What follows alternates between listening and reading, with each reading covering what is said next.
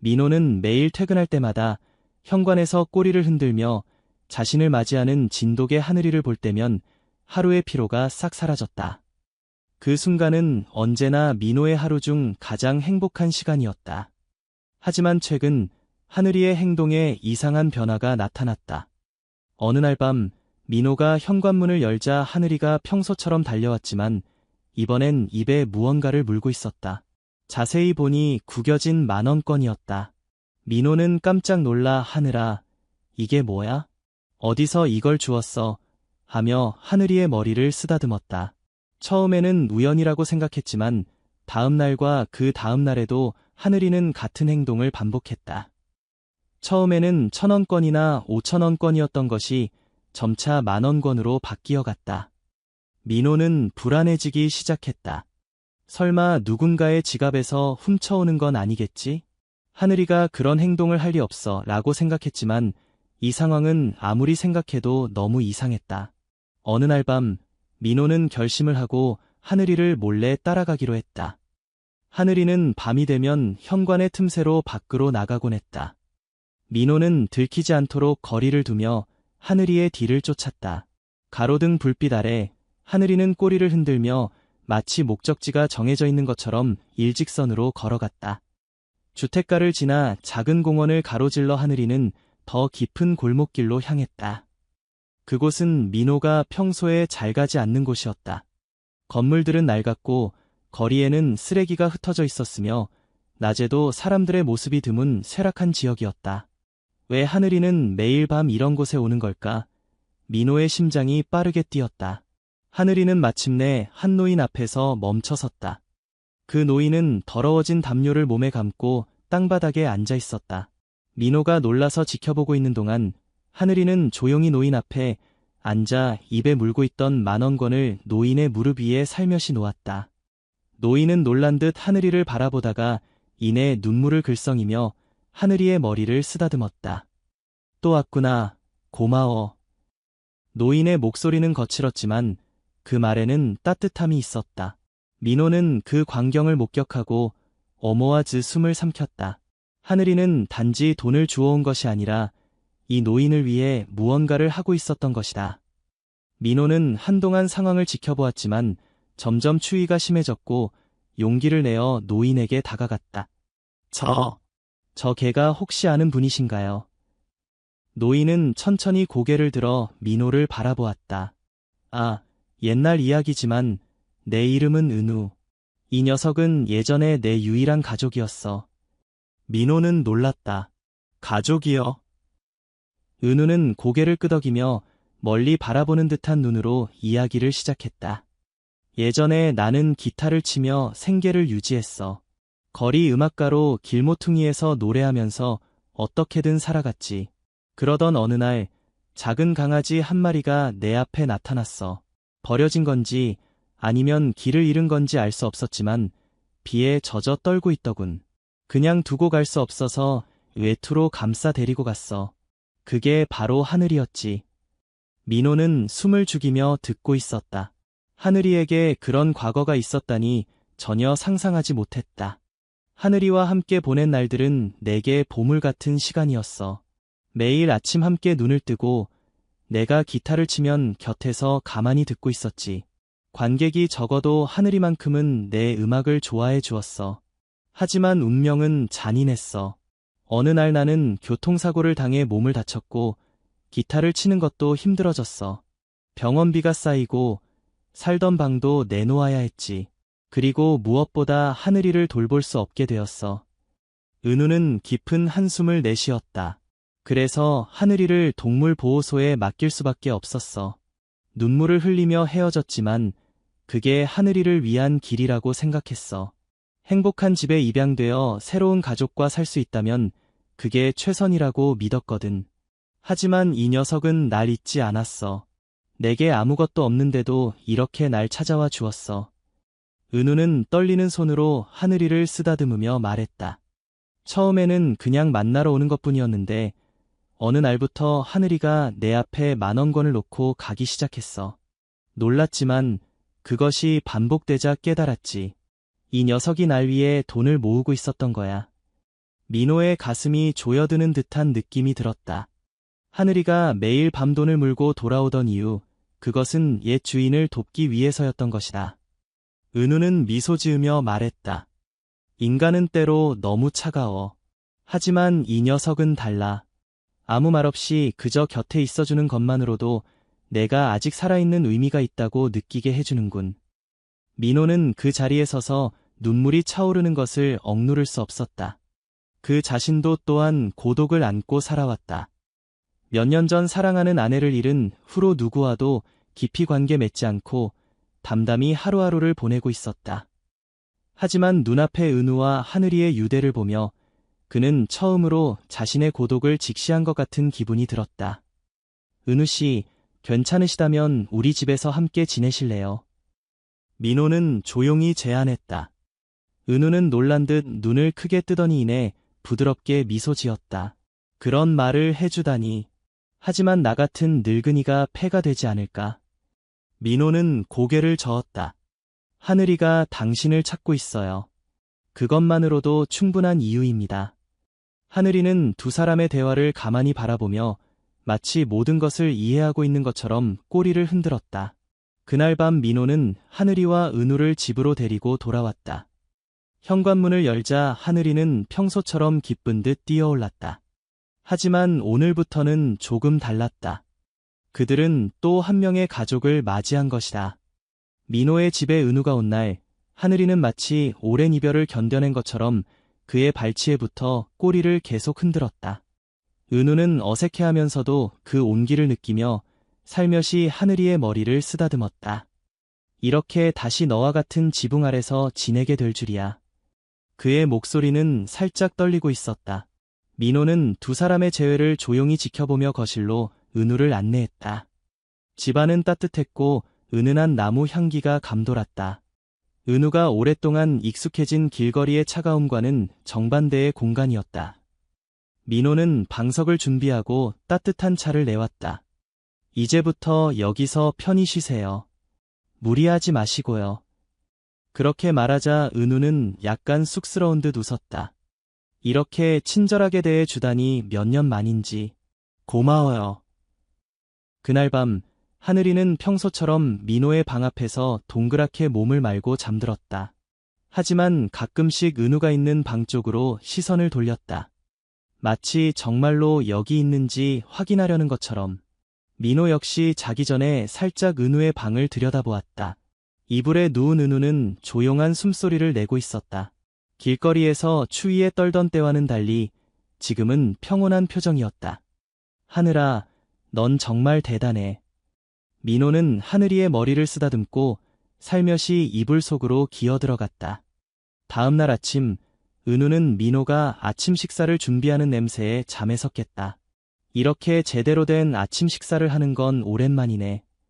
그는 작은 목소리로 중얼거리며 식탁에 앉았다. 하늘이는 기쁜 듯 그의 발치에 앉아 있었다. 식사 후에 조금 산책이라도 할까요? 민호가 제안하자 은우는 놀란 듯한 표정을 지었지만 이내 고개를 끄덕였다. 걸을 수 있을까? 하지만 하늘이가 있다면 괜찮을지도 모르겠네. 하늘이는 그 말을 듣자마자 힘차게 일어나 꼬리를 흔들었다. 그에게 은우와의 산책은 특별한 의미를 가진 것인지도 몰랐다. 공원으로 향하는 길에 은우는 조금씩 이야기를 시작했다. 자신의 음악 이야기, 하늘이와 보낸 시간들, 그리고 사고를 당한 후의 힘든 시간들. 민호는 말없이 들었다. 그 자신도 또한 소중한 사람을 잃은 아픔을 알고 있었다. 공원에 도착하자 은우는 조용히 벤치에 앉아 멀리 바라보았다. 예전에는 여기서 자주 기타를 쳤었지. 그렇게 말하며 그는 살며시 주머니에서 낡은 기타 피크를 꺼냈다. 손가락으로 쓰다듬으며 그는 옛 생각에 잠겨 미소 지었다. 이제는 못 치지만. 민호는 그의 말에 무언가를 느꼈다. 그의 음악은 아직 끝나지 않은 것이 아닐까? 그런 생각이 머릿속을 스쳤다. 그날 오후, 민호는 은우에게 말하지 않고 동네 악기점으로 향했다. 은우를 위해 기타를 사주려고 했던 것이다. 가게 안에는 많은 기타들이 진열되어 있었지만 민호는 가장 단순하면서도 따뜻한 느낌이 드는 나무 기타를 선택했다. 이거라면 분명 은우 씨도 마음에 들어 하실 거야. 그렇게 생각하며 가게를 나섰다. 집에 돌아오자 은우는 거실에서 하늘이와 놀고 있었다. 다녀왔습니다. 민호는 그렇게 말하며 기타를 내밀었다. 은우 씨, 한번 쳐보실래요? 은우는 놀란 듯 눈을 크게 떴지만 민호의 진지한 눈빛을 보고 살며시 기타를 손에 들었다. 손가락을 현 위에 올려놓고 한동안 가만히 있더니 이윽고 천천히 소리를 냈다. 처음에는 어색하게 손가락이 떨렸지만 조금씩 리듬을 되찾으며 익숙한 멜로디가 흘러나오기 시작했다. 하늘이는 기쁜 듯 귀를 쫑긋 세웠고 민호 역시 그 음악에 빠져들었다. 은우는 눈을 감고 예전의 자신을 떠올리듯 조용히 계속 연주했다. 아직도 치실 수 있네요. 민호의 말에 은우는 작게 웃었다. 그런 것 같네. 그날 이후로 은우는 매일 조금씩 기타를 치기 시작했다. 손가락은 아직 완전하게 움직이지는 않았지만 그래도 음악은 그의 안에 살아있었다. 민호는 그의 연주를 듣는 것이 즐거워졌다. 그리고 어느 날 문득 생각이 들었다. 은우 씨, 공원에서 연주해보시는 건 어떨까요? 은우는 놀랐지만 잠시 생각한 후 작게 고개를 끄덕였다. 주말, 공원 한 구석에서 은우는 기타를 들고 조용히 앉아 있었다. 처음에는 아무도 알아차리지 못했지만 하늘이가 곁에서 가만히 앉아 그를 지켜보자 조금씩 사람들이 모여들기 시작했다. 은우는 천천히 손가락을 움직여 예전의 곡을 연주하기 시작했다. 지나가던 사람들이 발걸음을 멈추고 음악에 귀를 기울이는 모습을 보며 민호는 가슴이 뜨거워졌다. 은우 씨, 아직 할 수 있어요. 연주가 끝나자 작은 박수 소리가 일었다. 은우는 쑥스러운 듯 웃으며 하늘이의 머리를 쓰다듬었다. 나는 다시 시작할 수 있을지도 모르겠네. 민호는 강하게 고개를 끄덕였다. 물론이죠. 은우 씨의 음악은 아직 끝나지 않았으니까요. 그날 밤 하늘이는 민호의 옆에서 몸을 동그랗게 말고 있었지만 가끔씩 은우의 방을 들여다보곤 했다. 마치 그가 확실히 여기에 있는지 확인하려는 듯이. 민호는 그 모습을 보며 미소 지었다. 하늘아, 내 덕분에 은우 씨는 다시 한번 앞으로 나아갈 수 있게 되었어. 하늘이는 기쁜 듯 꼬리를 흔들었다. 민호는 문득 생각했다. 만약 하늘이가 없었다면 그는 지금도 외로웠을지 모른다. 은우 역시 하늘이가 없었다면 길거리에서 살아갈 의지를 잃었을지도 모른다. 그렇게 생각하니 하늘이는 단순한 개가 아니라 운명을 연결하는 존재인 것 같다고 느꼈다. 다음 날, 은우는 다시 기타를 들고 공원으로 향했다. 그에게는 더 이상 망설임이 없었다. 하늘이는 평소처럼 옆에서 기대며 공원의 바람을 느끼고 있었다. 민호는 그것을 지켜보며 마음속으로 조용히 생각했다. 하늘아, 넌 정말 대단해. 정말 대단해. 그리고 그는 앞으로의 미래를 조금은 기대하게 되었다. 민호의 집에서의 생활이 시작된 지 얼마 지나자 은우의 표정은 점차 온화해졌다. 처음에는 눈치를 보던 그도 하늘이와 함께 지내며 조금씩 긴장을 풀고 민호와의 대화도 늘어갔다. 하늘이는 그런 은우를 항상 곁에서 지켜보듯 함께하며 그가 방에 있을 때도 결코 멀리 떠나려 하지 않았다. 마치 다시는 헤어지지 않겠다고 맹세하는 것처럼. 민호는 그런 두 사람의 모습을 보며 몇 번이나 가슴이 뜨거워지는 것을 느꼈다. 어느 날 아침, 은우는 거실의 창가에 앉아 작은 목소리로 중얼거렸다. 이렇게 따뜻한 방에서 눈을 뜨는 건 정말 오랜만이야. 민호는 그에게 커피를 건네며 웃었다. 여기는 은우 씨의 집이니까 마음껏 편히 쉬세요. 은우는 놀란 듯 민호를 바라본 후 약간 쑥스러운 듯 고마워요 라고 중얼거렸다. 그런 나날 속에서 은우는 다시 기타를 치기 시작했다. 처음에는 어색하게 손가락이 마음대로 움직이지 않아 짜증을 내기도 했지만 하늘이가 항상 곁에서 조용히 귀를 기울이고 있는 것을 느끼면 신기하게도 마음이 차분해졌다. 민호도 그의 연습을 지켜보며 은우 씨의 음악은 분명 많은 사람들에게 닿을 거예요 라고 격려했다. 그러자 은우는 조금 쓸쓸한 표정을 지으며 그랬으면 좋겠네 라고 중얼거렸다. 그 말 속에는 아직 어딘가 망설임이 있는 것처럼 느껴졌다. 그의 음악이 정말 사람들에게 닿을 수 있을지, 자신에게 아직 가치가 있는지, 그 답을 찾지 못하고 있는 것인지도 몰랐다. 민호는 그런 그를 보며 한 가지 제안을 떠올렸다. 은우 씨, 공원에서 작은 공연을 해보시는 건 어떨까요? 갑작스러운 제안에 은우는 놀란 듯 눈을 동그랗게 떴다. 공연? 그런 거 나 같은 늙은이가 해도 누가 들을까?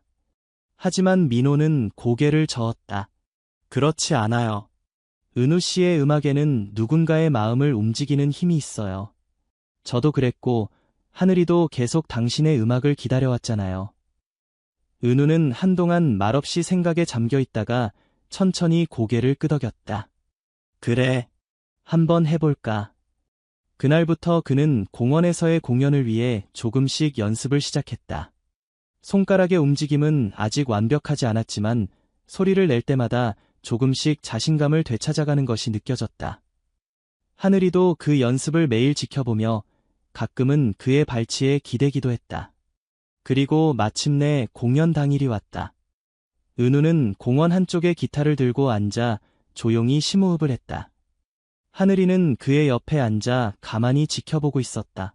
처음에는 아무도 발걸음을 멈추지 않았지만 그가 첫음을 연주하자 조금씩 사람들이 모이기 시작했다. 그의 손가락이 현을 튕길 때마다 멜로디가 공원의 공기에 녹아들었다. 그 선율은 어딘가 정겹고 또한 따뜻했다. 처음에는 그저 서서 듣고 있던 사람들도 점차 그 멜로디에 빠져들어 누군가 살짝 박수를 치기 시작했다. 그 박수는 조금씩 번져 마지막에는 큰 박수가 되어 공원 전체에 울려 퍼졌다. 은우는 놀란 듯 고개를 들었다. 자신의 음악이 아직도 사람들의 마음을 움직일 수 있다는 것은 생각지도 못했던 일이었다. 하지만 그 증거가 눈앞에 있었다. 사람들의 따뜻한 미소와 그의 음악에 마음을 기울이는 모습들. 하늘이는 그런 은우를 올려다보며 만족스럽게 꼬리를 흔들었다. 은우 씨, 역시 당신의 음악은 멋있네요. 민호가 그렇게 말하자 은우는 조금 쑥스러운 듯 웃으며 그런가? 라고 중얼거렸다. 그 후로 은우는 매주 주말이면 공원에서 연주를 하게 되었다. 그의 음악을 듣기 위해 모이는 사람들도 늘어났고 그 자신도 점차 자신감을 되찾아갔다. 하지만 그런 평화로운 나날이 계속되던 중 어느 날 은우는 갑자기 쓰러졌다. 민호가 급히 구급차를 불러 병원으로 옮겨졌다. 의사의 진단에 따르면 그는 심각한 심장병을 앓고 있었고 오래 버티지 못할 수도 있다는 것이었다. 민호는 충격을 받았다. 은우 씨는 이제 막 더 많은 사람들에게 음악을 전할 참이었는데 하늘이도 또한 병원 침대 곁에서 그를 바라보며 가만히 있었다. 은우는 힘겹게 숨을 쉬면서도 민호에게 미안해, 여기까지 왔는데 라고 중얼거렸다. 민호는 고개를 저었다. 뭘 말씀하시는 거예요? 은우 씨는 아직 끝난 게 아니에요. 은우는 조금 미소 지었다. 그랬으면 좋겠네. 그날 밤 민호는 집으로 돌아와 하늘이와 함께 소파에 앉았다. 하늘이는 평소보다 더 기운이 없어 보였고 마치 은우의 병세를 이해하고 있는 것 같았다. 하늘아, 괜찮아. 은우 씨는 아직 우리 곁에 있어. 그렇게 말하며 민호는 조용히 하늘이를 안아주었다. 그는 결심했다. 은우가 어떤 상황에서도 그의 음악을 계속 전할 수 있도록 돕기로. 며칠 후 민호는 은우를 위해 병원에서 작은 음악회를 여는 것을 제안했다. 은우 씨, 한 번만 더 모두 앞에서 연주해 보시겠어요? 은우는 놀랐지만 민호의 진지한 눈빛을 보고 천천히 고개를 끄덕였다. 마지막으로 한 번만이라면. 병원 로비에 작은 무대가 마련되었다. 은우는 의자에 앉아 기타를 들었다. 그곳에는 공원에서 그의 연주를 들었던 사람들과 병원 직원들, 그리고 무엇보다도 하늘이가 있었다. 은우는 깊게 숨을 들이마시고 조용히 현을 튕겼다.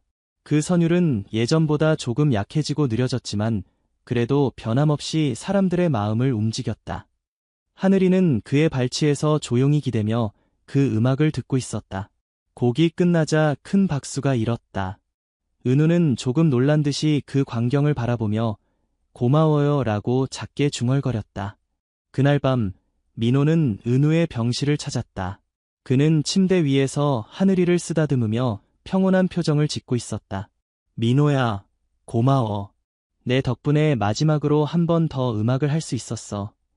민호는 그 말을 듣고 눈물을 참으며 고개를 끄덕였다. 아직 끝이 아니에요. 은우 씨의 음악은 계속 남을 거예요. 은우는 조용히 미소 지었다. 그래, 그렇다면 나는 더 이상 미련이 없구나. 하늘이는 그의 곁에 기대며 조용히 눈을 감았다. 그날 밤 은우의 호흡은 천천히 잦아들다가 정지했다. 민호는 조용히 은우의 침대 곁에 앉아 있었다. 하늘이도 또한 그의 발치에서 가만히 기대고 있었다. 병실은 고요함에 쌓여 있었고 창밖으로는 부드러운 달빛이 마을을 비추고 있었다. 은우의 호흡은 평온했고 마치 깊은 잠에 빠진 것 같았다. 하지만 민호는 그것이 마지막 순간임을 느끼고 있었다. 은우의 손은 하늘이의 등에 얹어져 있었고 그는 희미하게 미소 지으며 눈을 감았다. 민호야, 너와 하늘이를 만나서 다행이었어. 그 말을 마지막으로 은우의 호흡은 서서히 끊어지고 그의 몸은 조용히 움직임을 멈췄다. 민호는 말을 잃고 그저 하늘이를 끌어안을 수밖에 없었다. 하늘이도 또한 그 변화를 느꼈는지 슬픈 듯 코를 올리며 은우의 손에 얼굴을 비볐다. 은우의 장례식은 소박했지만 따뜻함이 느껴지는 것이었다. 민호는 공원에서의 연주 친구들과 은우의 음악을 사랑했던 사람들에게 연락해 그를 위한 마지막 음악회를 열었다. 작은 공원 한 구석에는 그의 기타가 살며시 놓여 있었고 주변에는 많은 꽃들이 놓여 있었다. 하늘이는 기타 옆에 앉아 조용히 그곳을 지켜보고 있었다. 민호는 은우를 위해 한 개의 촛불을 밝히고 그가 마지막에 연주했던 곡을 마음속으로 연주했다. 주변 사람들도 또한 각자의 마음을 가슴에 품고 조용히 기도를 올렸다. 그의 인생은 화려한 것은 아니었을지 모르지만 그는 마지막에 다시 한번 자신의 음악을 통해 많은 사람들의 마음을 움직였고 하늘이라는 소중한 존재와 다시 만날 수 있었다. 그것만으로도 그의 인생은 충분히 의미 있는 것이 아니었을까 민호는 생각했다. 그 후의 나날들 민호와 하늘이는 천천히 흐르는 시간 속에서 은우와의 추억을 소중히 간직하며 살아가고 있었다. 하늘이는 가끔 은우의 방을 들여다보는 듯한 행동을 보였고 그가 아직도 그곳에 있는 것처럼 느끼는 것 같았다. 민호는 그런 모습을 보며 쓸쓸하지라고 조용히 중얼거렸다. 하늘이는 그의 말에 답하듯 작게 꼬리를 흔들었다. 어느 날 민호는 은우의 기타를 집어들고 오랜만에 현의 손을 댔다. 은우가 마지막에 연주했던 곡의 멜로디가 머릿속에 선명하게 떠올랐다. 그의 음악은 아직 살아있는 것인지도 몰랐다. 그런 생각을 하니 민호는 자연스레 미소 짓고 있었다. 몇 주 후 공원에서는 은우를 기리기 위한 작은 음악회가 열리게 되었다. 민호는 그 계획의 중심이 되어 그의 음악을 사랑했던 사람들과 함께 준비를 진행했다. 그리고 당일 공원에는 많은 사람이 모여 은우의 추억을 가슴에 안고 각자의 악기를 들고 있었다. 민호는 무대에 올라 조용히 마이크를 잡았다. 은우 씨의 음악은 우리의 마음속에서 계속 살아갑니다. 오늘은 그 음악을 모두 함께 연주하며 그를 잊지 않도록 해요. 그렇게 말하며 그는 기타를 들고 첫 음을 연주했다. 하늘이는 그 소리를 들으며 살며시 눈을 감았다. 그 선율은 은우가 살아있을 때와 같이 따뜻하게 공원의 하늘에 울려 퍼졌다. 연주가 끝나자 큰 박수가 쏟아졌다. 민호는 무대에서 내려와 하늘이의 머리를 부드럽게 쓰다듬었다. 앞으로도 은우 씨의 음악을 소중히 간직해 나가자. 하늘이는 그 말을 이해한 듯 조용히 민호를 올려다보았다. 그리고 그날 이후로 민호는 매주 주말마다 공원에서 연주를 하게 되었다. 은우가 예전에 그랬던 것처럼 사람들 앞에서 기타를 연주하며 음악을 이어나가기로 결심한 것이다. 하늘이도 또한 그 곁에서 기대며 조용히 음악을 듣고 있었다. 시간이 흘러 민호는 어느 날 은우가 예전에 연주했던 거리 음악가들을 찾아갔다. 은우 씨의 음악을 더 많은 사람들에게 전하고 싶어요. 그렇게 말하자 그들은 따뜻하게 고개를 끄덕였다. 그럼 우리도 도울게. 그렇게 그들은 새로운 음악 프로젝트를 시작하여 마을의 여러 곳에서 연주를 하게 되었다. 은우의 음악은 그의 죽음 이후에도 여전히 많은 사람들의 마음에 울려 퍼졌다. 민호는 연주를 할 때마다 은우가 곁에 있는 것 같은 느낌이 들었다. 그리고 하늘이도 또한 그 음악을 느끼며 조용히 귀를 기울이고 있었다. 어느 날 공원에서의 연주가 끝난 후 민호는 하늘이와 함께 은우의 묘를 찾았다. 묘 앞에는 은우가 사랑했던 기타의 모형이 장식되어 있었다. 민호는 살짝 손을 모으고 은우 씨, 당신의 음악은 아직 여기 있어요 라고 중얼거렸다. 하늘이도 또한 묘비에 꽃을 가까이 대는 듯한 행동을 하며 그곳을 조용히 바라보고 있었다. 바람이 스쳐 지나가고 나무들의 잎이 소란스러운 소리를 내는 가운데 마치 은우의 기타 소리가 희미하게 들리는 것 같았다. 그로부터 몇 년이 지나 민호는 마을 안에서 계속 음악 행사를 기획하고 있었다. 그의 곁에는 은우의 음악을 알게 된 젊은 음악가들이 모여 새로운 음악의 형태가 생겨나고 있었다. 하늘이는 여전히 그의 곁에 있었고 어디를 가든 함께였다. 그리고 어느 날 민호는 하늘이에게 말했다. 내가 없었다면 이런 미래는 없었을지도 몰라. 하늘이는 그의 말에 대답하듯 부드럽게 꼬리를 흔들었다. 밤하늘에는 수많은 별이 빛나고 있었다. 그 빛 속에서 민호는 문득 은우의 미소를 떠올렸다. 은우 씨, 우리는 아직 여기 있어요. 당신의 음악과 함께. 그렇게 중얼거리자 멀리서 희미하게 기타 소리가 들리는 것 같았다. 민호는 미소 지으며 하늘이의 등을 살며시 쓰다듬었다. 그들의 여정은 아직 계속되고 있었다. 은우의 음악과 함께, 그리고 하늘이라는 소중한 동반자와 함께. 민호는 조용히 기타의 현을 매만졌다. 밤의 공원은 평온했고 먼 가로등이 흐릿하게 빛을 들이우고 있었다. 하늘이는 그의 발치에 앉아 가만히 그를 올려다보고 있었다. 은우가 떠난 지 1년이 되어갔다. 공원에서는 매주 연주가 계속되었고 은우의 음악은 지금도 여전히 살아있었다. 그가 사랑했던 멜로디는 바람을 타고 많은 사람들의 마음에 전해지고 있었다. 민호는 공원 한 구석에 있는 은우의 추모비를 바라보며 조용히 중얼거렸다. 은우 씨, 당신의 음악은 아직 여기 있어요. 하늘이는 그 말에 대답하듯 작게 콧소리를 내고 꼬리를 흔들었다. 은우가 떠난 후 민호는 음악을 통해 그의 마음을 전하는 활동을 계속하고 있었다. 그의 연주는 SNS를 통해 퍼져나가 전국에서 연주를 들으러 오는 사람들도 늘어나고 있었다.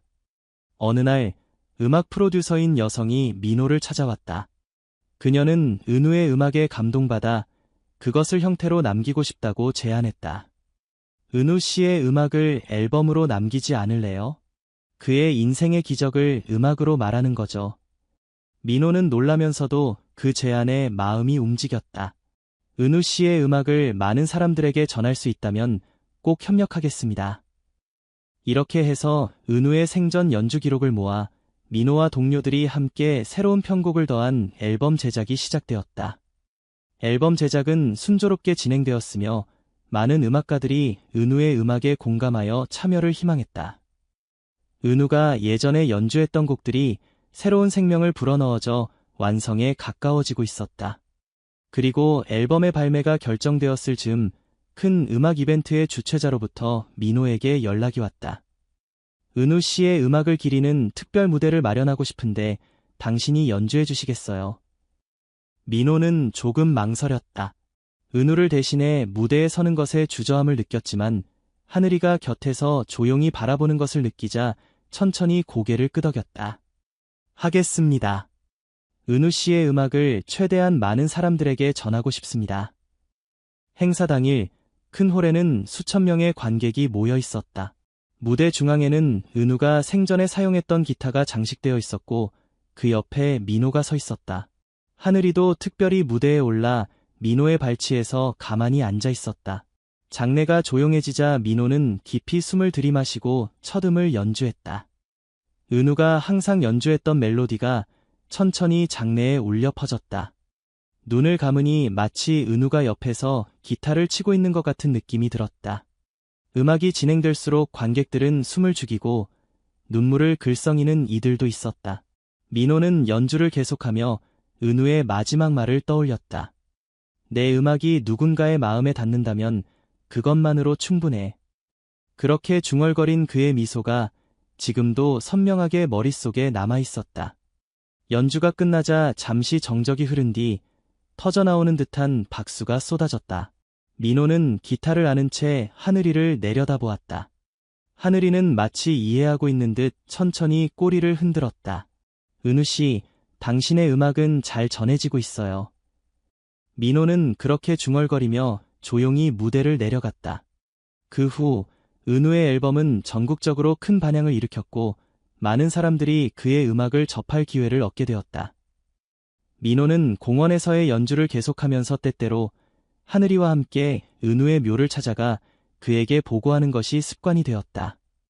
어느 날 민호는 묘 앞에서 기타를 치고 있었다. 하늘이는 그 곁에 앉아 가만히 귀를 기울이고 있었다. 그때 어디선가 작은 바람이 불어와 나무잎을 흔들었다. 그 바람 속에 희미하게 은우의 목소리가 들리는 것 같았다. 고마워. 그리고 하늘이도.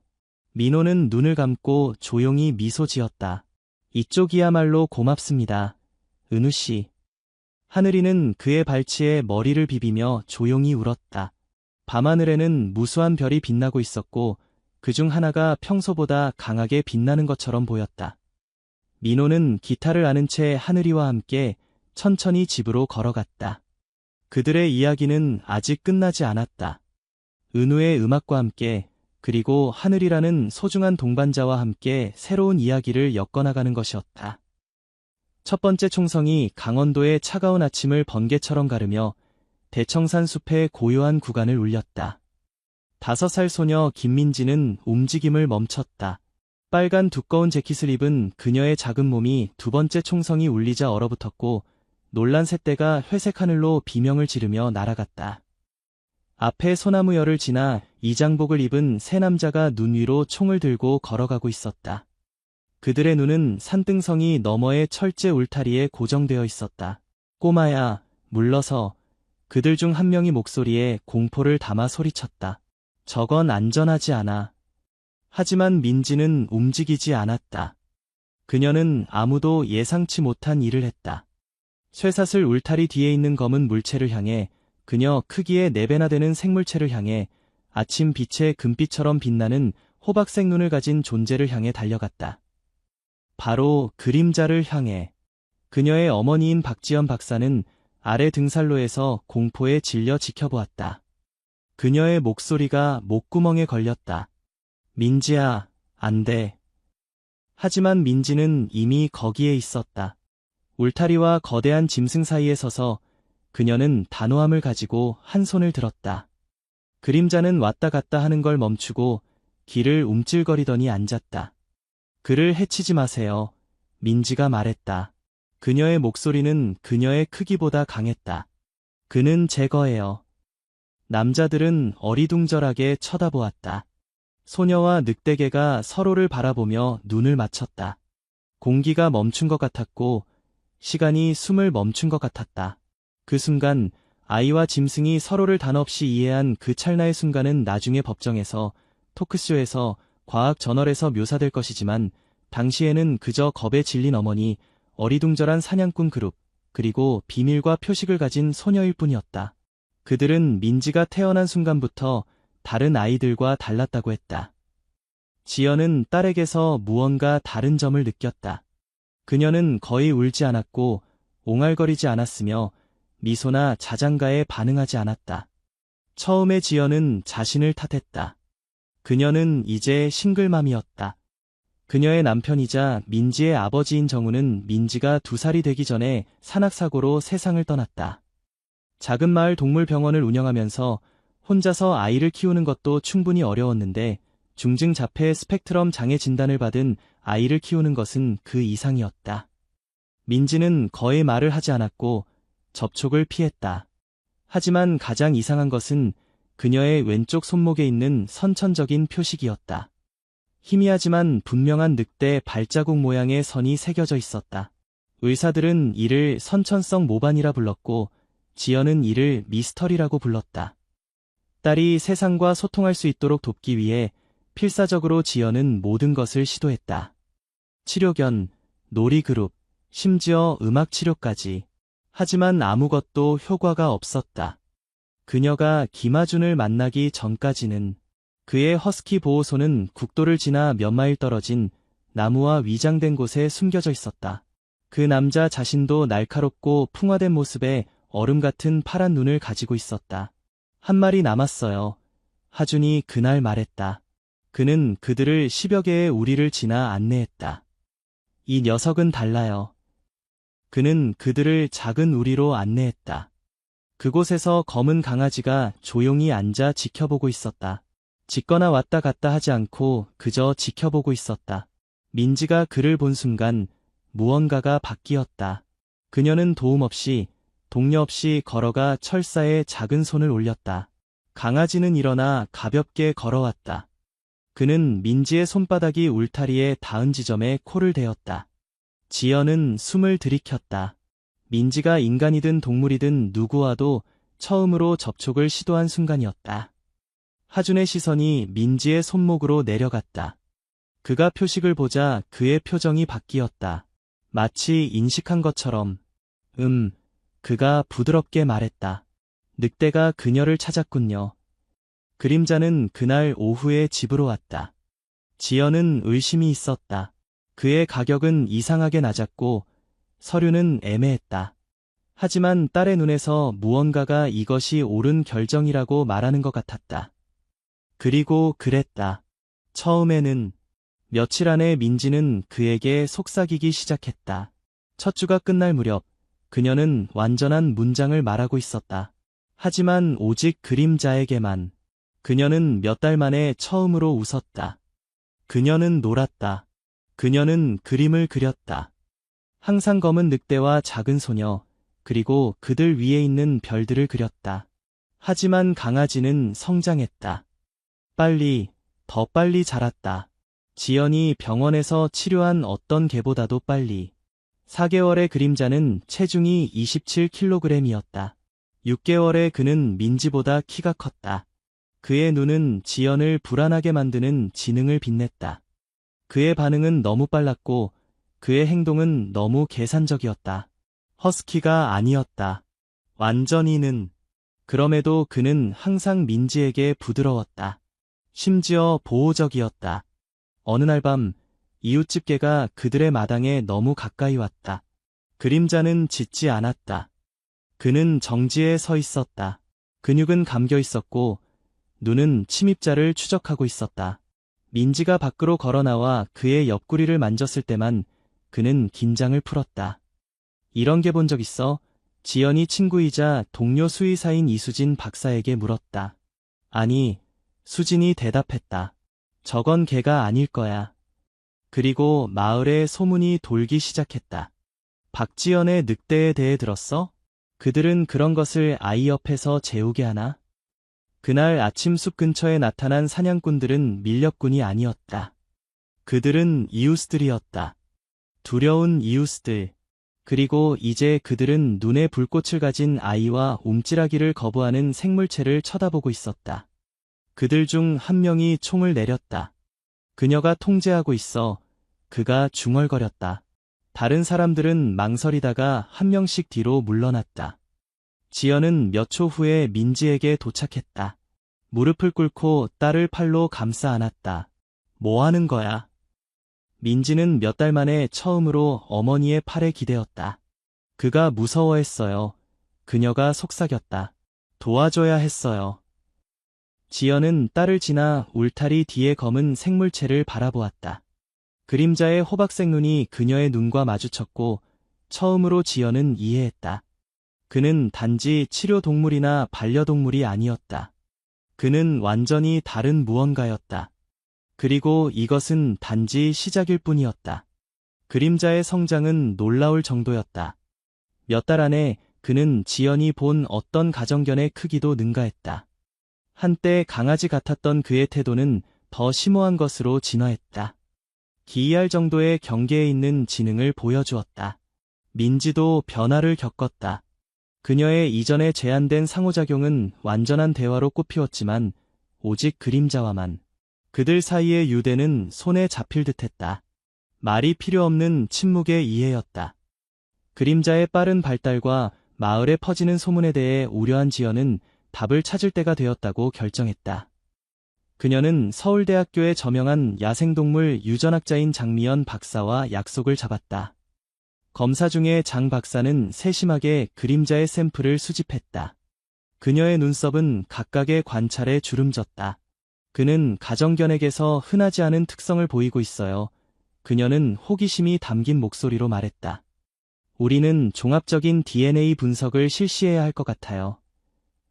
며칠이 고통스러운 일주일로 바뀌었고 마침내 결과가 도착했다. 지연은 장 박사 앞에 앉았다. 병원의 멸균된 냄새가 그녀의 불안을 증폭시켰다. 지연 씨, 장 박사가 말을 시작했다. 그녀의 어조는 측정된 것이었다. 그림자의 DNA 결과는 예상치 못한 것이에요. 그는 약 87%의 한국 늑대 DNA, 9%의 시베리안 허스키, 그리고 나머지 %는 미확인 교배종이에요. 지연의 마음이 가라앉았다. 이것이 우리에게 무엇을 의미하나요? 장 박사는 한숨을 쉬며 안경을 벗었다. 한국에서 고농도 늑대 교배종을 소유하는 것은 합법이지만 엄격한 규정이 있어요. 50% 이상의 늑대 함량을 가진 동물은 영구적인 식별과 특정 격리 기준을 따라야 합니다. 그림자의 유전적 구성을 고려하면 그는 고농도 늑대계로 분류됩니다. 이 계시의 무게가 지연에게 무겁게 압박했다. 법은 명확했고 민지와 커뮤니티의 안전이 최우선이었다. 마지못해 그녀는 그림자를 산림보호구역으로 이전하는 가슴 아픈 결정을 내렸다. 늑대 교배종을 전문으로 하는 성역이었다. 이별의 날은 흐렸다. 슬픈 분위기를 반영하듯 민지는 그림자에게 매달렸다. 그녀의 눈물이 그의 두꺼운 털에 스며들었다. 우리가 절대 헤어지지 않기로 약속했잖아요. 그녀가 울었다. 그녀의 목소리가 부서졌다. 그림자는 그녀를 부드럽게 코로 쿡쿡 찔렀다. 그의 호박색 눈은 말로 표현할 수 없는 슬픔을 반영했다. 유난을 산림보호구역의 설립자는 무거운 마음으로 그 교환을 지켜보았다. 우리가 그를 잘 돌볼게, 민지야. 그녀가 확신시켰다. 비록 그녀의 말이 거의 위로가 되지 않았지만 산림보호구역의 문이 그림자 뒤로 닫히자 민지의 세계는 어두워졌다. 그녀의 그림의 활기찬 색상은 사라졌다. 그녀의 웃음은 침묵했다. 지연은 딸이 이전보다 더 두꺼운 껍질 속으로 후퇴하는 것을 무력하게 지켜보았다. 산림보호구역에서 그림자의 변화도 마찬가지로 심오했다. 그는 음식을 거부했다. 한때 빛나던 그의 털은 광택을 잃었다. 하늘과 그녀의 팀은 그를 참여시키기 위해 다양한 방법을 시도했지만 그의 정신은 소나무 숲에 남겨둔 작은 소녀에게 묶여있는 것 같았다. 커뮤니티는 혼합된 반응으로 떠들썩했다. 일부는 지연의 책임감 있는 결정을 칭찬했고 다른 이들은 민지와 그림자 사이의 신비로운 연결에 대해 속삭였다. 늑대 표식을 가진 아이들의 전설이 다시 떠올랐다. 늑대와 같은 선천적 표식을 가지고 태어나 야생과 운명적으로 연결된 아이들에 대한 이야기였다. 어느 날 저녁, 지연이 병원을 닫을 때 김하준이 그녀의 문에 나타났다. 그의 거친 태도는 진정한 염려의 모습으로 부드러워졌다. 그림자에 대해 들었어요. 그가 모자를 벗으며 시작했다. 당신이 알아야 할 것이 있어요. 지연은 그에게 앉으라고 손짓했다. 그녀의 호기심이 피크에 달했다. 듣고 있어요. 하준은 깊게 숨을 들이마셨다. 수년 전, 저는 다리 늑대 프로젝트의 일부였어요. 우리는 가정견과 통합함으로써 늑대 유전자를 보존하려고 했어요. 그림자는 그런 희귀한 교배종 중 하나예요. 지연의 눈이 커졌다. 왜 이전에 이것을 말하지 않았나요? 중요하지 않다고 생각했어요. 하준이 인정했다. 죄책감이 그의 어조에 분명했다. 하지만 민지와 그림자 사이의 유대를 보니 그것은 제가 본 어떤 것과도 달라요. 이 계시는 민지와 그림자의 연결의 복잡한 테피스트리에 또 다른 층을 추가했다. 그것은 단순한 동반자 관계가 아니었다. 그것은 유전학과 고대 전설과 얽힌 운명이었다. 딸을 돕기로 결심한 지연은 지역 원주민 커뮤니티의 존경받는 장로인 정성호의 조언을 구했다. 그는 지연이 사건들을 이야기하는 동안 생각에 잠긴 표정으로 열심히 들었다. 당신 딸이 지닌 표식, 그가 천천히 말했다. 우리 민족 사이에서는 늑대의 포옹으로 알려져 있어요. 그것은 인간과 늑대 사이의 깊은 유대의 징조로 물리적 영역을 초월하는 관계예요. 지연의 회의로는 성호의 확신 앞에서 흔들렸다. 제가 무엇을 해야 하죠? 신뢰하세요. 그들의 연결을 신뢰하세요. 성호가 조언했다. 때로는 답이 과학이 아니라 정신과 자연이 수렴하는 공간에 있어요. 이 새로운 관점을 바탕으로 지연은 민지와 그림자를 제외시키기로 결심했다. 그들의 유대가 둘 다의 치유의 열쇠를 가지고 있다고 믿었다. 산림보호구역의 공기는 소나무숲보다 더 시원했다. 선명하고 건조했으며 소나무와 흙의 향기가 모든 바람에 남아있었다. 하지만 그림자에게는 그곳이 숨 쉴 수 없는 곳이나 다름없었다. 성역에 도착한 이후로 그는 완전한 식사를 하지 않았다. 그는 기계적인 규칙성으로 울타리 주변을 배회했다. 가끔 도로의 일부를 볼 수 있는 울타리 옆에 앉아서 기다렸다. 항상 기다리고 있었다. 윤하늘은 성역의 수석 생물학자인 오민호 박사 옆에 서서 멀리서 늑대개를 지켜보았다. 그는 무너지고 있어요. 하늘이 중얼거렸다. 그는 애도하고 있어요. 민호는 안경을 조정했다. 그의 얼굴에 염려가 새겨져 있었다. 그는 다른 이들과 다르다. 그의 반응은 더 의식적이다. 이렇게 분리에 반응하는 교배종을 본 적이 없어.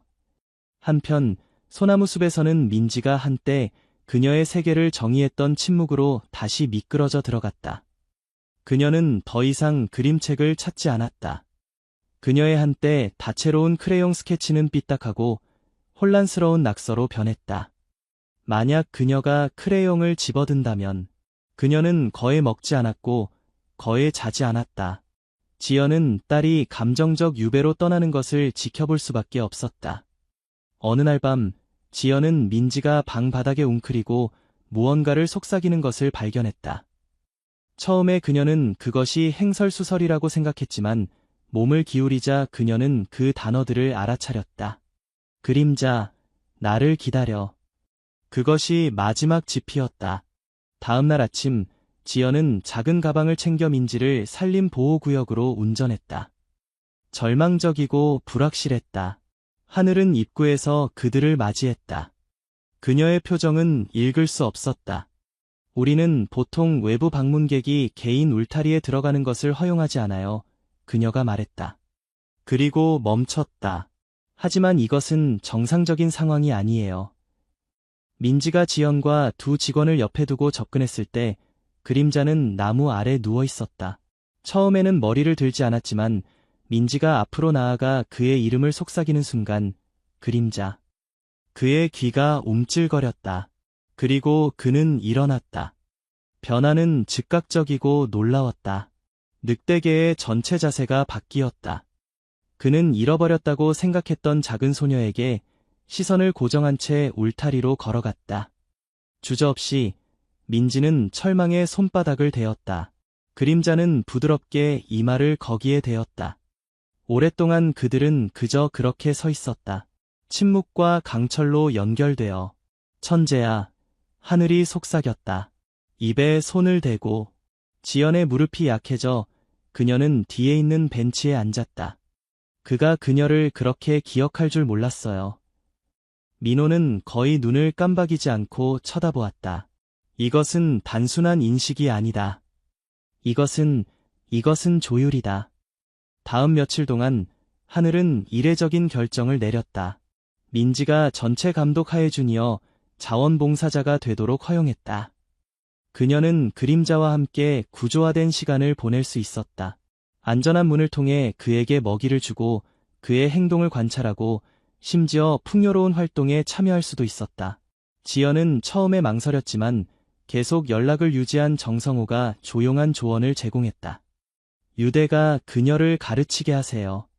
그것은 어떤 치료보다 더 많은 것을 할 수 있어요. 그리고 그렇게 놀라운 새 장이 시작되었다. 민지는 매일 방과 후에 방문했다. 그녀는 스케치북을 가지고 울타리 밖에 앉아 그림자의 움직임을 기록하고 다양한 상태의 휴식, 놀이, 경계에서 글을 그렸다. 시간이 지남에 따라 그녀는 자신만의 속기를 개발했다. 귀, 꼬리, 발을 가리키는 이상한 기호와 화살표.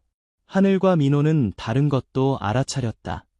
그림자는 다른 누구에게도 하지 않는 방식으로 민지의 손신호에 반응했다. 손을 흔들면 앉으라는 뜻이었다. 무릎을 탭하면 머물라는 뜻이었다. 구부러진 손가락은 구르라는 뜻이었다. 처음에 그들은 그것이 우연의 일치라고 생각했지만 민호는 실험용 비디오를 설정했다. 민지는 관찰 우리에 들어가 일련의 몸짓을 했다. 그림자는 거의 군사적인 정밀함으로 각각을 따랐다. 어떻게 그를 가르쳤나요? 민호가 나중에 어리둥절하게 물었다. 가르치지 않았어요. 민지가 부드럽게 말했다. 우리는 그냥 서로를 이해해요. 영상은 가장 베테랑 직원조차 놀라게 했다. 하늘은 익명으로 서울대학교의 동료에게 보냈다. 대답은 즉각적이었다. 이 수준의 비언어적 의사소통은 영장류 연구 외에는 들어본 적이 없습니다. 정말 그게 늑대 교배종이 맞나요? 마을에서는 소문이 퍼지기 시작했다. 일부는 그것을 기적이라고 불렀다. 다른 이들은 위험에 대해 속삭였다. 지역마을 회의에서 주민 박재석이 일어서서 선언했다. 그 소녀는 손짓으로 야생 동물을 통제하고 있어요. 그건 자연스럽지 않아요. 그건 마법이나 뭐 그런 거예요. 하지만 직접 성역을 방문한 김서진 경찰서장이 일어섰다. 나는 그들 둘이 함께 있는 것을 봤고 그 동물이 그녀의 존재 속에서 어떻게 양처럼 얌전해지는지 말할게요. 만약 뭐든 부자연스러운 것이 있다면 그녀가 그를 자극하는 것이 아니라 진정시키고 있다는 것입니다. 의견 차이는 커졌지만 호기심도 마찬가지였다. 한편 민호는 이전의 DNA 결과를 기반으로 유전 시뮬레이션을 실행하기 시작했다. 그가 발견한 것은 그를 불안하게 하고 매혹시켰다. 그림자의 시퀀싱에는 그가 전에 본 적 없는 독특한 마커가 있었다. 지연이 제공한 민지의 옛 소학과 보고서에 혈액검사와 교차 참조했을 때 특이한 점이 떠올랐다. 미러링된 시퀀스, 공유된 돌연변이, 다리. 민호는 하늘을 실험실로 불렀다. 우리는 단순한 유대 이상을 보고 있는 것 같아요. 이것은 유전적 공명일 수 있어요. 종을 넘어 전해진 무언가. 민지는 늑대 발자국 모양의 선천적 표식을 가지고 태어났어요. 지연이 말했다. 하늘은 천천히 고개를 끄덕였다. 이것은 단지 희귀한 것이 아니에요.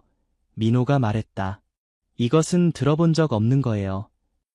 하지만 그림자의 행동에도 다른 변화가 일어나고 있었다. 미묘한 징후들. 그는 더 많이 자고 더 천천히 먹었다. 민지도 다리 통증, 간헐적인 두통을 호소하기 시작했다.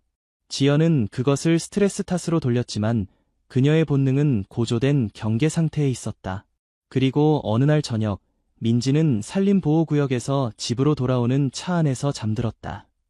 지연은 꿈속에서 무언가를 움켜쥐는 듯한 딸의 손목 경련을 알아차렸다. 그리고 그녀는 잠에서 한 단어를 속삭였다. 피. 그들 둘 다 공유하는 연결이 그 깊이를 완전히 드러내기 시작했을 뿐이라는 것을 알지 못했다.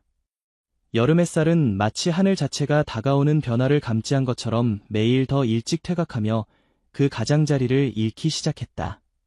산림보호구역에서 나뭇잎들은 황금빛 톤으로 춤추기 시작했고 숲은 변화의 그 틀림없는 향기를 내뿜었다. 하지만 성역의 의료인 내부에서 공기는 멸균되어 있었다. 조용했다. 밖의 선명한 황야와는 거리가 멀었다. 그림자는 검사실의 패딩 바닥에 비정상적으로 가만히 누워 있었다. 그의 호흡은 얕고 측정된 것 같았다. 마치 에너지를 보존하는 것처럼. 장미연 박사는 작은 초음파 모니터 옆에 서 있었다. 그녀의 장갑 낀 손이 약간 떨렸다. 윤하늘은 팔을 단단히 교차한 채 그녀 뒤에 맴돌았다. 확실해요. 하늘이 물었다. 장 박사는 처음에 대답하지 않았다. 그녀는 화면의 이미지를 정지시키고 늑대계의 비장에 있는 희미한 그림자를 가리켰다. 덩어리가 있어요. 그녀가 조용히 말했다. 2달 전에는 없었던 것이에요. 하늘의 배가 뒤틀렸다. 암, 혈관 육종, 공격적, 내부 출혈이 언제든 시작될 수 있어요. 장 박사가 한숨을 쉬었다. 확인을 위해 생검을 할 거예요. 하지만 우리는 준비해야 해요. 박지연이 전화를 받았을 때 그녀는 부엌에서 테이블에서 조용히 스케치하는 민지를 지켜보고 있었다. 작은 소녀는 하루 종일 많은 말을 하지 않았다. 그녀의 평소 질문들, 오늘 일찍 그림자를 보러 갈 수 있어요. 그가 오늘 먹었어요. 은 설명 없이 멈췄다. 지연은 뭔가 잘못되었다는 것을 알았지만 전화가 그녀의 폐에서 공기를 빼앗을 소식과 함께 올 줄은 예상하지 못했다. 그가 아파요. 지연이 민지 맞은편에 앉아 속삭였다. 의사들이 그림자 안에서 뭔가를 발견했어요. 그들은 그것이 암일 수 있다고 생각해요. 민지는 처음에 반응하지 않았다. 그녀는 자신의 그림, 나무 아래 누워있는 그림자의 상세한 스케치를 응시했다. 그리고 그녀는 올려다보았다. 알아요. 그녀가 단순히 말했다. 지연은 눈을 깜박였다. 무슨 뜻이야? 느껴. 그의 피가 잘못됐어요. 피곤해요. 그 주 후반의 정기 소화과 검진 중 지연은 민지의 증가하는 피로와 갑작스러운 식욕 상실을 언급했다. 소아과 의사는 안전을 위해 혈액 검사를 지시했다. 3일 후 지연은 혈액학자가 불가능한 것을 설명하는 동안 병원 복도에서 얼어붙어 앉았다. 따님은 급성 골수성 백혈병이 있어요. 의사가 부드럽게 말했다. 드물고 공격적이지만 우리는 이른 시기에 발견했어요. 아니요. 지연이 중얼거렸다. 아니요. 이건 현실이 아니에요. 하지만 그것은 현실이었다. 일주일 만에 민지와 그림자 둘 다 치명적인 혈액 질환 진단을 받았다. 그 병행은 소름 끼치는 것이었다. 그 확률은 얼마나 될까? 하늘은 산림보호구역에서 긴급회의를 소집했다. 지연, 민호, 장 박사, 정성호가 메인 로지에 모였다. 저는 우연을 믿지 않아요. 하늘이 시작했다. 그리고 과학도 그렇죠. 이렇게 유대가 깊고 이렇게 유전적으로 독특한 두 존재가 정확히 같은 시간에 아프게 되는 경우에는요. 시뮬레이션을 실행해왔어요. 민호가 노트북을 열며 말했다. 민지와 그림자는 돌연 변이를 공유하고 있어요. 희귀한 유전적 변이로 전에 본 적 없는 것이에요. 단지 비슷한 것이 아니라 기능과 위치에서 거의 동일해요. 저는 이를 다리 유전자라고 부르고 있어요. 지연은 앞으로 몸을 기울였다. 당신은 이것이 실제라고 말하는 거예요. 성호 씨가 이야기한 이것이 실제로 존재한다고요. 성호는 엄숙하게 고개를 끄덕였다. 우리 민족은 수세기 동안 이를 알고 있었어요. 늑대에 의해 표시된 아이들, 발자국으로 태어난 아이들. 그들은 선택받은 자들이에요. 그들은 우리 세계와 야생 사이를 걸어요. 그는 민지의 손목을 가리켰다. 그 표식은 무작위가 아니에요. 그것은 살로 만들어진 조상의 기억이에요. 모든 사람이 구석에서 이례적으로 조용히 있던 김하준에게 시선을 돌렸다. 노인은 마침내 말했다. 그의 목소리는 거칠었다. 더 일찍 말했어야 했어요. 그가 말했다. 민지의 출생 표식을 본 날 그림자가 무엇인지 알았어요. 그녀가 그들 중 하나라는 것을 알았어요. 그들 중 하나, 지연이 날카롭게 말했다. 다리 아이들이요. 그림자는 한 혈통에서 온 거예요.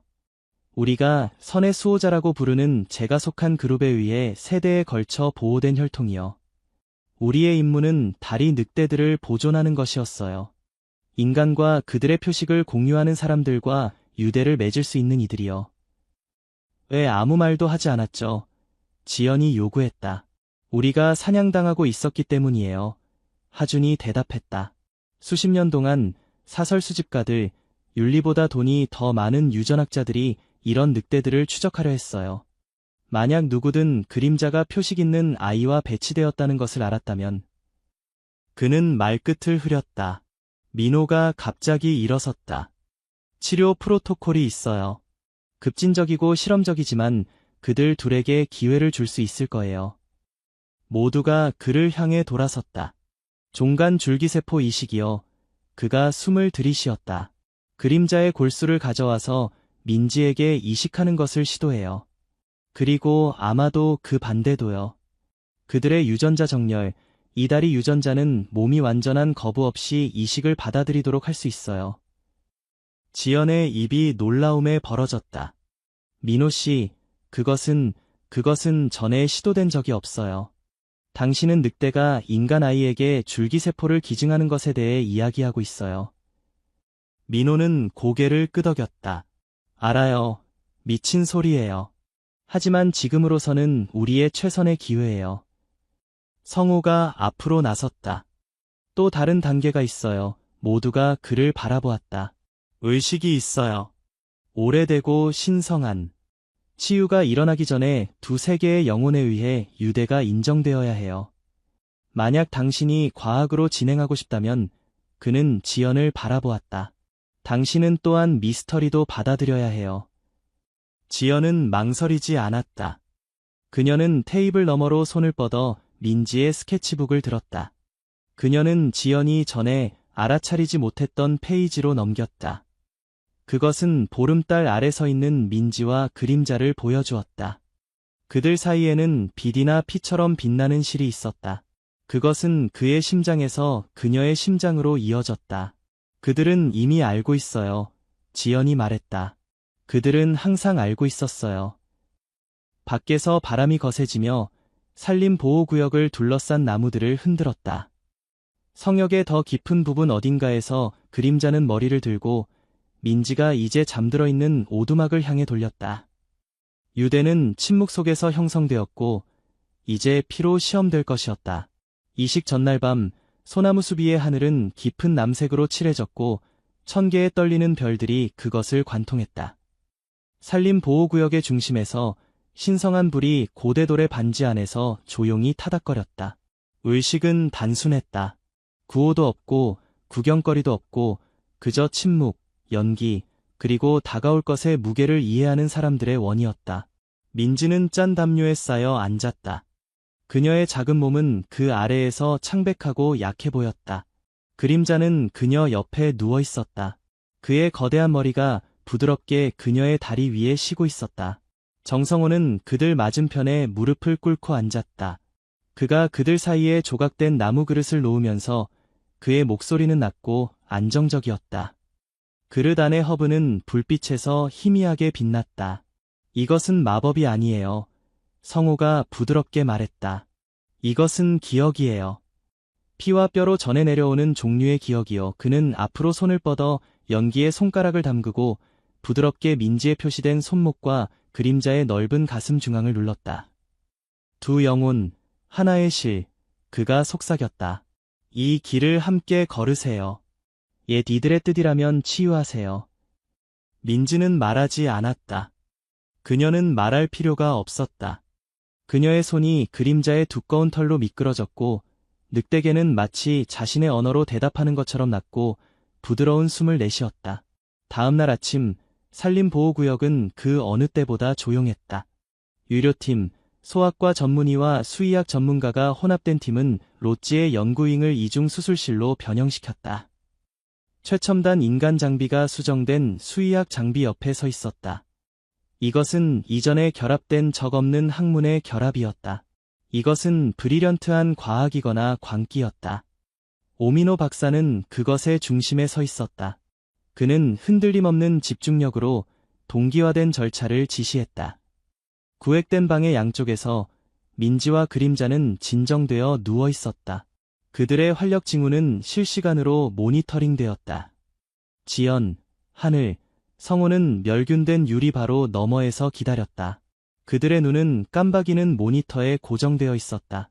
시간이 지나면서 팀은 조심스럽게 그림자에게서 골수를 채취했다. 민지의 독특한 면역 프로필과의 유전적 호환성을 위해 필터링된 줄기세포를 추출했다. 민지로부터 과정은 역전되었다. 그녀의 골수의 작은 양이 그림자에게 돌아가도록 준비되었다. 그의 시스템은 약해졌지만 여전히 반응성이 있었다. 아무도 감히 큰 소리로 말하지 않은 진실, 그들 모두가 가지고 다녔던 것은 만약 이식이 실패한다면 둘 다 죽을 수 있다는 것이었다. 밤은 천천히 지나갔다. 지연은 거의 유리에서 움직이지 않았다. 그녀의 눈은 민지의 얼굴에 고정되어 있었다. 하늘은 그녀 옆에 앉았다. 그녀의 어깨에서 위안의 손이 떠나지 않았다. 성호는 그의 숨결 아래 조용한 기도를 중얼거렸다. 그리고 변화의 징후가 나타났다. 민지의 백혈구 수치는 몇 주 동안 급락했다가 서서히 꾸준히 오르기 시작했다. 그녀의 체온은 안정화되었다. 그녀는 잠에서 뒤척였다. 방 건너편에서 그림자의 호흡이 깊어졌다. 한때 치료로 인해 둔하고 패치가 된 그의 털이 다시 빛을 받는 것 같았다. 이틀 후 민지는 눈을 떴다. 그녀의 첫마디는 어머니나 의사들에게가 아니라 빈 공기에게였다. 그가 깨어났어요. 순간 후 그림자의 눈꺼풀이 펄럭거렸다. 그의 코가 움찔거렸다. 그리고 그가 인접한 회복우리로 옮겨졌을 때 그는 민지와 그를 분리하는 유리를 향해 머리를 들고 조용하고 틀림없는 낑낑 소리를 냈다. 다음 몇 달 동안 회복은 느렸지만 놀라웠다. 민지는 지원치료의 라운드 후에 라운드를 견뎠다. 그녀의 힘은 시작과 정지로 돌아왔다. 하지만 그녀의 동기부여가 흔들릴 때마다 그림자의 방문이 그녀의 정신을 다시 불태웠다. 때로는 그녀는 말하지 않았다. 그저 그가 시간보다 오래된 눈으로 그녀를 지켜보는 동안 그의 우리 옆에 앉아 조용히 스케치했다. 결국 둘 다 제한된 움직임이 허용되었다. 조심스러운 감독하에 그들은 성역의 개인 산책로를 따라 짧은 산책을 재개했다. 처음에는 따로, 그리고 함께. 민지가 처음으로 그림자의 울타리에 들어섰을 때 그는 천천히 접근했다. 그녀의 손목을 냄새 맡고 그의 주둥이를 부드럽게 그녀의 소매 아래 표식에 눌렀다. 기억했구나. 그녀가 속삭였다. 봄이 되자 민지는 다시 달리고 있었다. 그녀의 웃음은 소나무를 통해 새 노래처럼 울려 퍼졌다. 그림자는 코가 희끗희끗해졌지만 거의 모든 그의 운동성과 에너지를 되찾았다. 그는 종종 교육 파빌리온 밖에 앉아 있었다. 그곳에서 이제 민지는 어린 방문객들이 성역의 동물들과 처음 만나는 것을 안내하는 것을 도왔다. 하늘은 민지의 이름으로 다리 프로그램을 설립했다.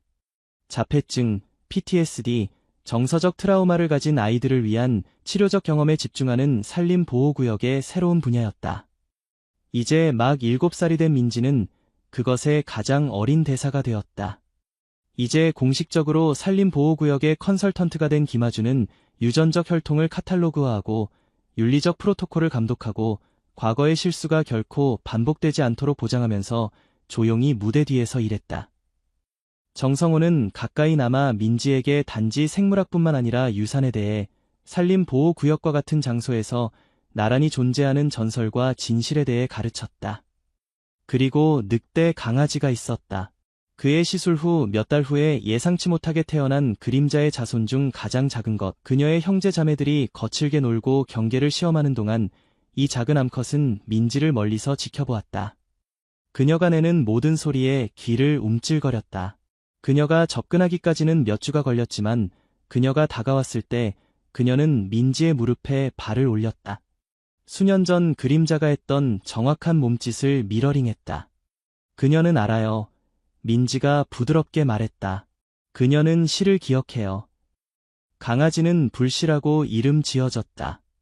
이른 여름 저녁, 황혼이 나무를 황금빛 분홍색으로 칠하는 동안 민지는 방문 학생 그룹을 성역 주변으로 안내했다. 그림자는 그녀 옆에 걸었다. 차분하고 확신에 찬 불씨는 바로 뒤에 따라왔다. 그녀의 손목은 노출되어 있었다. 성호에게서 받은 구슬팔찌는 오랜 시간에 의해 매끈하게 닳았지만 표식은 여전히 거기에 있었다. 희미하지만 부인할 수 없는. 그녀는 숲의 가장자리에서 멈추고 아이들을 돌아보았다. 때로는 그녀가 말했다. 우리는 다르게 태어나요. 망가진 것이 아니라 그저 다른 무언가를 위해 태어난 거예요. 그림자는 그녀 옆에 앉았다. 불씨는 그녀의 발에 웅크리고 있었다. 그리고 함께 표식받은 이들은 소나무 뒤로 사라지는 태양을 지켜보았다. 피로, 유대로, 그리고 야생의 말없는 약속으로 영원히 얽힌 두 생명. 윤하늘은 성역 사무실 창문에서 그들을 지켜보았다. 7년이 지났지만 그 광경은 여전히 그녀의 과학적 마음을 놀라게 했다. 그들이 어떻게 그것을 할까요? 그녀가 오미노에게 물었다. 그는 이제 그녀의 남편이었다. 어떻게 그들은 항상 서로가 무슨 생각을 하는지 알고 있을까요? 민호는 미소를 지었다. 어쩌면 사랑은 아직 우리가 이해하지 못하는 가장 강력한 유전자일지도 모르겠어요. 그가 대답했다. 김아주는 구석에서 고개를 끄덕였다. 그는 이제 나이가 들었지만 그의 눈은 여전히 장미로 풍부했다. 사실 다리 유전자가 우리 모두 안에 있어요. 그가 말했다. 대부분은 그것이 잠자고 있어요. 하지만 때로는 그것이 깨어나고 우리는 우리가 속한 곳, 반은 사람이고 반은 야생인 곳, 이 세계와 다음 세계 사이의 장소를 기억해요. 민지는 그림자와 함께 나무 사이로 사라졌다. 곧 불씨가 그들을 따랐다. 새 실루엣이 달빛 아래에서 하나가 되었다. 마을의 사람들은 더 이상 그들에 대해 속삭이지 않았다. 이제 그들은 이야기를 했다. 산에서 내려온 아이와 숲으로부터 온 늑대, 그들의 혈액이 섞이고 그들의 영혼이 치유되고 그들의 운명이 하나로 엮인 이야기를. 그리고 만약 당신이 늦은 밤에 소나무숲 근처를 걷는다면 당신은 소녀와 그녀의 두 늑대들의 실루엣을 보게 될지도 모른다. 둘은 이제 셋이 되었다. 하지만 유대는 같다. 강하고 영원하고 말할 수 없이 아름답다. 지연은 마루에 앉아 딸의 가장 최근 스케치북을 넘겼다. 그녀는 이제 진지한 예술가였다. 각 페이지는 그림자와 불씨의 완벽한 묘사로 가득했다. 마지막 페이지에서 그녀는 멈췄다. 거기에는 하나의 그림이 있었다. 사람 늑대 하이브리드, 반은 소녀, 반은 늑대, 달빛 아래 서 있는. 그녀의 눈은 호박색이었고 그녀의 피부는 별빛으로 반짝였다. 그림 아래에는 단어들이 있었다. 민지가 쓴 가장 긴 문장. 우리는 우리가 될 수 있는 것이 됩니다. 우리가 태어난 것이 아니라 우리가 선택한 것입니다. 저는 두 세계를 걸어요. 저는 달이에요. 제 심장은 두 개의 박동으로 뛰어요. 하나는 사람을 위해, 하나는 늑대를 위해. 저는 결코 혼자가 아니에요. 결코. 지연은 책을 닫고 창밖을 내다보았다. 달이 보름달이었다. 그리고 어딘가에서 그녀는 딸의 웃음과 함께 늑대의 노래를 들었다. 그녀는 미소를 지었다.